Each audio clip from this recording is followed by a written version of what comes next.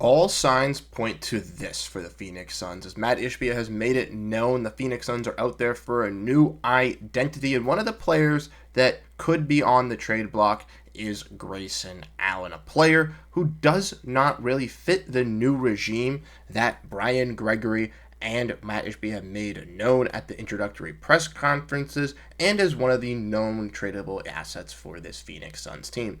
So we're going to dive in and we're going to look at some potential Grayson Allen trades in this video today and go over what really shows for the Phoenix Suns and the roles that they really do need for this team. We'll be diving into all of that and more on this episode of Suns Digest. I am Bruce Veliz, and you guys have been fantastic showing your love and support on the stream, on these videos and in the streams for us on this channel. I really do appreciate your guys' love and support. And if you guys do enjoy the content on here, make sure you guys hit the subscribe button, as 65% of you guys who watch these videos are not subscribed. And if you want to make sure you get the daily updates revolving around this team, this is the spot for you. So make sure to hit that subscribe button and let us know your thoughts on this Phoenix Suns team. But without further ado, we're going to dive in and we're going to explore some options. So make sure to grab that snack and let's dive into it. And honestly, to me, this makes sense for the Phoenix Suns ultimately to do a trade with Grayson Allen, as, like I said, not only does the new identity that Brian Gregory and Matt Ishbia kind of displayed here of defensive hustle and all that stuff not really fit what Grayson Allen really brings, even though he does bring, hustle with this Suns team we saw throughout, but not really defensive, really metrics on this team. But not only the fact that they also have a lot of scorers and shooters, and for the fact that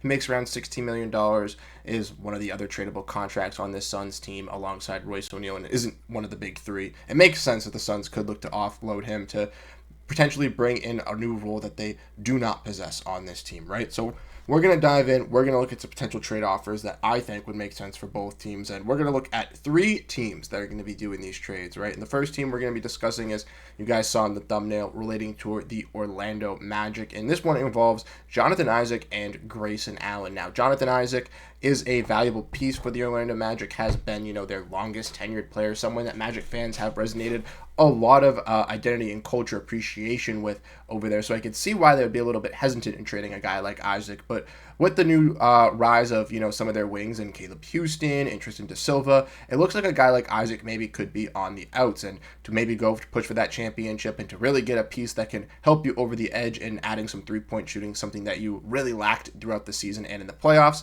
Adding a guy like Grayson Allen could solve that problem, even on the minimal edges, right? They're not blowing up their team to do this. They're not trading a Franz Wagner. They're not trading a untradeable contract to the Suns, really basically in Kentavious Caldwell-Pope from his past season, not getting rid of a Jalen Suggs. They're adding this shooting while not giving up too much value, as Isaac did not play that much for them in the playoffs this first round versus the Boston Celtics. And then Isaac adds some defensive versatility. Yes, has some injury quarrels in his past, but had a very healthy season this past year. And even though wouldn't be a major impact as a starter for the Suns, could be a good quality role player that brings, once again, some defensive versatility, something the Suns really lacked this season, being ranked bottom 3 in the entire NBA. But not only that, also some size at the power forward position in a role that they really haven't had, because they've had Kevin Durant. Another trade revolving around the Orlando Magic, which could intensify some Suns fans a little bit as well, revolves around getting Goga Batazde as well, and a second round pick,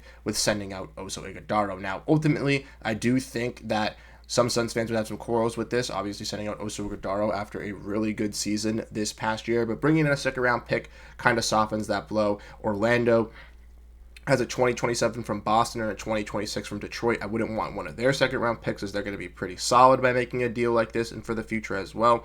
But if you feel Boston with Jason Tatum's going to go down a little bit, maybe get that pick as a nice second rounder. Potentially go after Detroit's for next season if you want to capitalize on a little bit more of a young, fresher team that you might think fizzle out. But adding Batazde also fix the interior rim position issues that the Suns have had, and adds another defensive big to this whole of center room that very lacked that this season. Now, obviously, giving up Ighodaro is a big piece. He obviously was a solid playmaking big, a solid scoring big for the Phoenix Suns, and obviously could present himself as a nice role offensively for the Phoenix Suns in that position. But ultimately, I do think the Suns could potentially land another trade, which could bring them a future first, which I explained in another video, so if you want to check that out, to maybe draft an offensive big that could really help out this team to where they can move off Iguodala or potentially find another offensive big that could really help and utilize this team outside of Iguodala, right? I don't think Oso is a clear untouchable for this Phoenix Suns team. I think he's just a really hesitant piece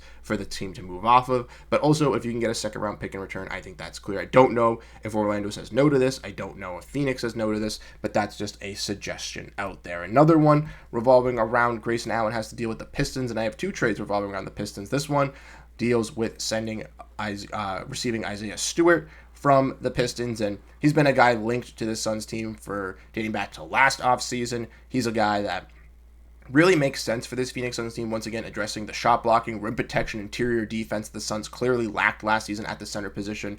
His only flaws is that he gets into foul trouble a little bit, and he is 6'8" at the center position. A lot of people have a lot of concerns about that, but his verticality, and his athleticism really compensates that alongside some of these players. I think he would have been a better fit next to Durant, as he's kind of 7 foot and would have overcompensated that at the power forward position. But ultimately, nonetheless, I still think he's a great fit for the Phoenix Suns. The only thing that I think makes us a little bit hesitant for the Pistons is, yes, they do need shooting, and they have Jaden Ivey was hurt, so obviously he's going to be coming back, and Tim Hardaway Jr. and Malik Beasley, but those guys are free agents, right? So maybe the Pistons feel and value that adding a guy like Grayson Allen's a little bit more cost effective than signing some of these free agents and want to run with Jalen Duran and would rather add him, or maybe they feel they can still add one of those free agents while still bringing in Grayson Allen with taking away Isaiah Stewart. But my one concern with this is that Isaiah Stewart sat out for most of the playoffs for the Pistons, and it was a clear indicator that his presence was missing for this Pistons defense. And I think the Pistons value him a lot more than his value of $14 million on his contract. And I do believe that the Pistons would be a little bit questionable with this move, especially because they have those guys in THJ and Malik Beasley that they can re-sign in free agency. But a deal that might intrigue the Pistons fans a little bit more, which might put some Suns fans into some question, but I'll explain why the Suns do this deal in a little bit, is for Simone Fontecchio and a first-round pick. Now, ultimately, I think this is kind of a last-ditch scenario for the Suns here, trying to move off Grayson Allen's contract. They can't find any great deal, so they take this. But ultimately, Fontecchio brings some scoring and shooting at the forward position, kind of similar to Royce O'Neal. Not as effective as a defender and more of a 3 than a 4, but can still play at the 3 and 4 for you off the bench, and ultimately presents the Suns to look to move Royce O'Neal off to get another piece in return, but also gets you a first-round pick for the future. Now, the Pistons don't have any other team's first-round picks, but I feel like a guy like Fontecchio doesn't have that much value compared to Grayson Allen, so adding a first or maybe even some potential seconds on top of this could maybe swindle the deal for the Suns to where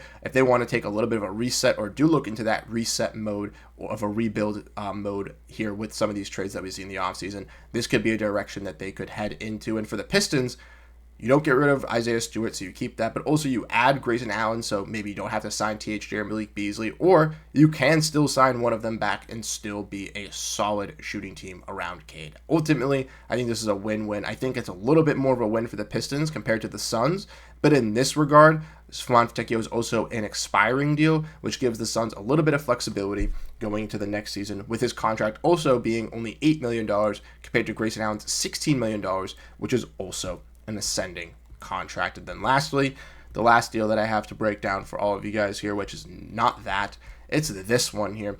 It is with Colin Sexton, ladies and gentlemen, and I think this is probably the most far-fetched, but I think the best trade for the Phoenix Suns if they want to stay in this win-now mode. Sexton proved in Utah that he was a valuable piece at the trade deadline, and unfortunately for the teams that really wanted him, they weren't able to get him. But being on an expiring contract, he is a little bit enticing, around $19 million, and I do think the Phoenix Suns should prioritize this, right? He's a gritty, grindy, a little bit of a defensive, hard-working point guard as well. He takes off some of that playmaking slack for Booker as well to allow Booker to play off ball for this team. There are some, quarrels with the defense. There are some quarrels with the size, right, with both of these guards. It's not going to be a perfect fit, and I don't think any of these trades for the Suns going into next season are going to be perfect, ladies and gentlemen. I think the best thing for the Suns right now is just getting as many valuable assets as you can that can help win with the core that you can have, and ultimately trying to figure out who can stick and what you need to get to put the best team around Booker. And that's what this next season and 2, maybe even 3 is going to be,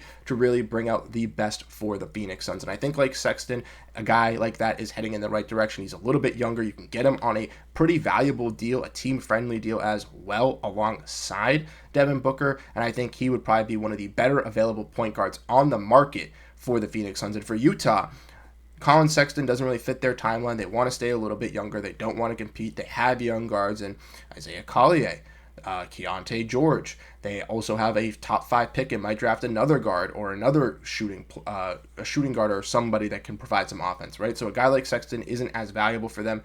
Maybe Grayson isn't the most enticing piece. Maybe it's a 3-team deal, but you do get a first-round pick in 2029 from Cleveland, which, once again, they already have a bunch of Cleveland's first-round picks from the Donovan Mitchell trade, so you're adding on to that pile of first-round picks and hopefully hoping that Cleveland does have a little bit of a fall off in the future when you're on the rise so that those picks do become valuable to you.